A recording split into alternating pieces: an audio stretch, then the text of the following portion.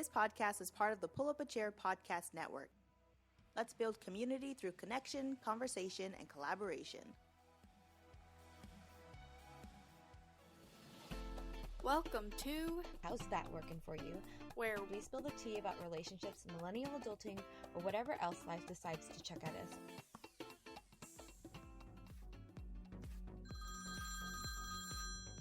What's up, V? Oh, hey, Kat. I was just caught up in last week's episode thinking about toxic relationships. Toxic relationships. We were talking about Mark and Jessica, which is one of the, at least most recently aired examples of toxic relationships. One of the best ones, I think. Yeah, and I mean, my problem is I've never been in a toxic relationship for more than a day, because your girl runs Oh my gosh. Oh god. to the hills when she sees it. But it seems like all my friends have been in, like, these, like, super polarizing, awful relationships, and I've heard terrible things. To be fair, you seek out people who are in situations like that to be friends with. You know this. I don't know.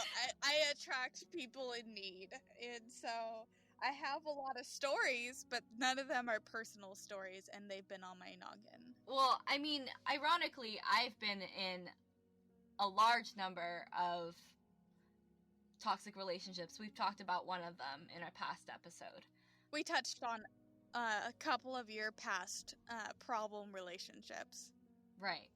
And again, disclaimer, I guess we don't really need a disclaimer, but we don't have any professional training in the psychology realm. So when we talk about toxic relationships, it's basically from these observations of other people in our life and my personal experiences.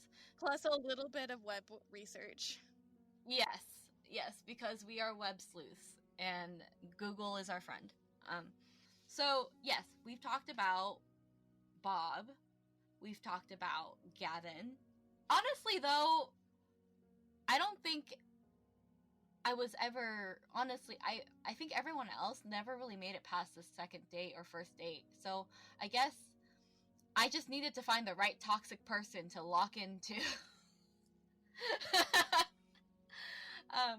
But yeah, it's interesting. I mean, toxicity comes in so many different colors and sizes and different situations that it's hard to really, like, toxic relationships is a big umbrella, right? You can't just say, like, yeah. So in my experience, toxicity comes from partners who are controlling, who don't care about how I feel, and who are selfish, and who want I guess I said it, like, they just wanted control over the situation, and they wanted somebody who made them feel good at the expense of me and my feelings. So that's my experience of toxicity. Obviously there's cheating, there's lying, there's a whole bunch of, I don't think in my experience, nobody really hid anything from me. It wasn't like there weren't secrets or anything like that. There wasn't too much dishonesty. No, Bob wasn't dishonest. He was very clear about who he was. I was just stupid and wanted to please him. So, and with Gavin, there was a lot of purposeful manipulation. I'm not going to blame Disney or any, like, big corporation, but I feel like it's been in the social psyche that it's okay for a man to talk down to a woman and be a bit of controlling because that's a sign of love. And as, you know, as a feminist, it kind of disturbs me that, or men and women are expected to be treated differently, and I feel like that's where a lot of toxicity stems from, going both directions. And I think it's when people decide to treat other people like people is when a lot of it dissipates. Because yes, while men and women typically, traditionally do have differences, nothing is universal. You can't say all women blank and all men blank, because every person is different and every person's needs are different, and it's Yeah, so in the past, and I've tried my best to tread lightly on the gender norms and the gender stereotypes, but I feel like a lot of the toxicity in my relationships have stemmed from male toxicity, which exists.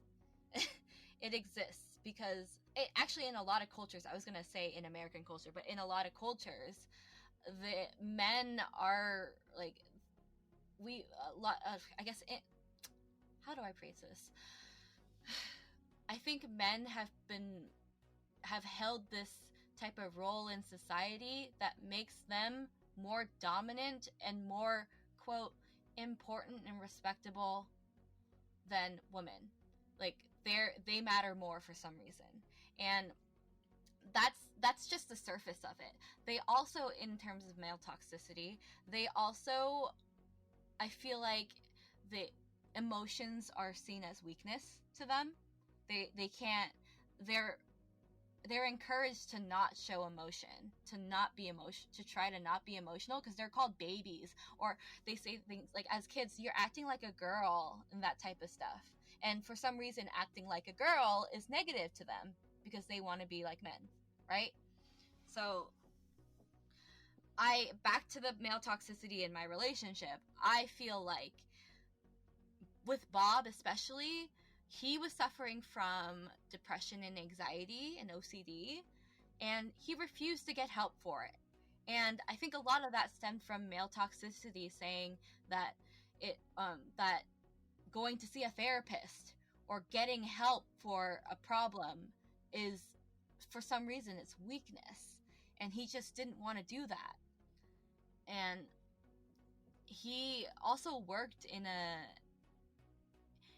field that also had a lot of toxic male behavior, in a sense that it was a male dominated environment. All of his coworkers were male, and he had problems with his boss, but he didn't know how to deal with it. He didn't know how to communicate, because for some reason it's more like I said, I don't like putting it on a male to female scale, but if we're talking in terms like this, women are more inclined to be better at communicating than men are. That is another stereotype, because some women are a lot more reserved. Like, I don't like talking about my personal life. I don't like talking about my feelings. I don't. And I feel like a lot of that stems from also the mental health in this country. Like, our mental health care for people in general is absolutely trash. Like, we are so bad at getting people the help that they need, and if you are not in the correct headspace to be a healthy individual, then you're not going to have a healthy relationship. I think that what you said, yes, what's even more sad is that it's worse in other places too. Yeah. You think it's bad here, but it's worse in other places, which I think that I may touch up on in a future episode in terms of mental health and my experience with it. My family is a Vietnamese immigrant family. They did not know what bipolar disorder was. They did not know what therapy was. They were not supportive of that. So if you're gonna say that our support for mental health and in our system is bad, it's worse in other places. So, well, it's also a privileged thing in the U.S. too. If you're not at least middle class, there's literally no hope for you. Yeah, that's true. So it's coming from a place of privilege within this country in and of itself that you can get anything. That's true. Anyway, I feel like it all plays into each other. Like, because we don't have any mental health and toxicity is so widely common that it's a never-ending cycle. Like, people are toxic because they need help, because they aren't getting the mental support that they need to, and it's making their relationships worse, because if you're not mentally healthy, you can't have a healthy relationship. And it's just it's a really bad cycle. Yeah,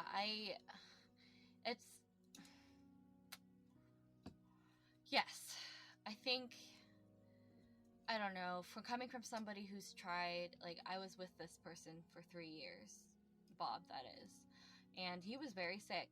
And I cared very deeply about him. And towards the end, it wasn't as much of being in love with him anymore, but it was more out of concern, and it was more of like a motherly type of affection, in the sense that I wanted him to get better, and I was afraid that he wouldn't get better without me. And he would, and in the same ways, and I feel like what we talked about narcissists before, and what differentiates him from a narcissist is that I don't think that any of his manipulation was truly intentional to put me in a place of, like, I don't think he knew that he was being manipulative, because there were certain things that he would say that were manipulative, but they were more like, I would be alone without you. And it would come from a very sincere place that he truly felt like he was going to be alone without me. So, in a sense, like, and you know me, I spent a long time protecting him.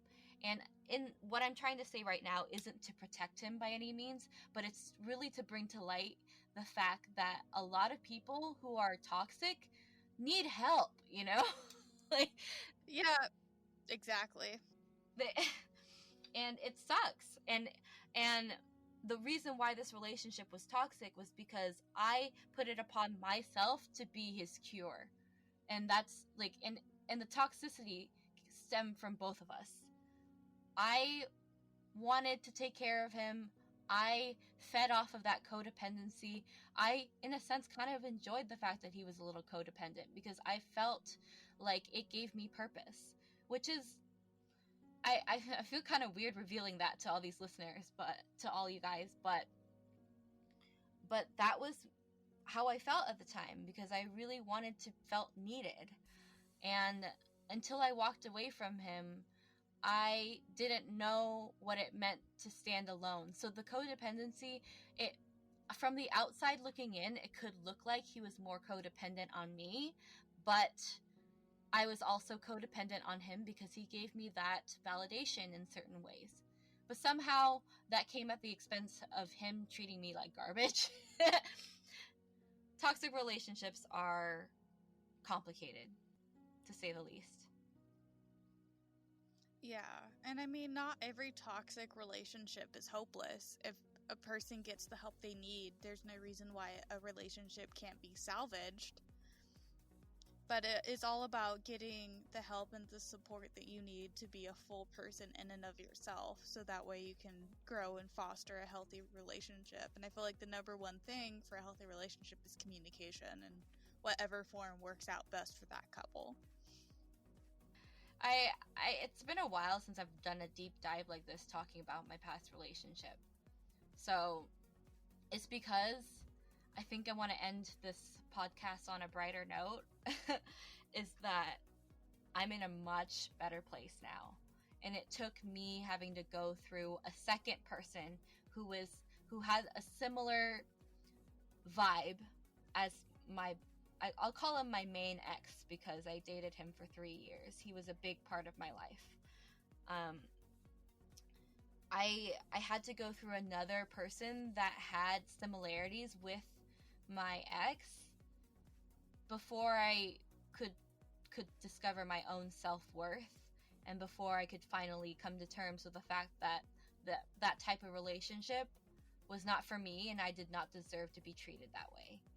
And I think that, I don't know how many listeners out there can relate to not feeling like enough, and trying to find validation from other people. I don't know I know that there are a lot of people that can relate to that.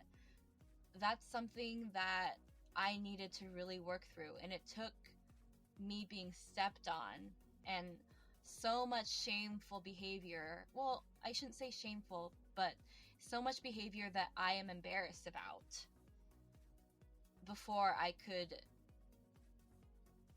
finally realize that I deserve better. And I have better now. The person I'm with is everything that I could ask for. He treats me like a literal princess, and he cares about me. He listens to my feelings, whereas my past relationship, I guess another part of why it was toxic was because he couldn't deal with my emotions, so he would tell me to leave the room or whatever the situation was. If I started to cry, he said, go, like, I can't deal with this, go cry in the other room. Like, that was how bad it was. And like, the person I'm with now, although he may not understand the depth of my trauma, he tries his best and he sits there and listens to me. And that's really, a lot of people that have trauma, that's a lot of what they need. They just need someone to not necessarily understand, but to be there. If that makes, I hope that makes sense. Yeah, that makes good sense. And don't worry, audience, next week is a cat episode, which means it's going to be a lot more fun than my episodes. I don't know what that means, but okay. Well, okay, so Kat, if you look at the episodes, your episodes are Tiger King, Love is Blind, the Mark and Jessica episodes. Mine are the Narcissist episodes, this episode. The ones that go into more emotional, like, turmoil. Yeah, you have all the fun episodes. That was not intentional. I know, it wasn't, but I was just thinking that because I have a little spreadsheet of, all the stuff I'm working on for editing, and I saw that, I was like, damn, I'm a downer. I'm a Debbie Downer. It's not that. Come on. It's not. It's not your fault. I know. It's just the way we recorded stuff is how it turned out that way. See you next time. Bye.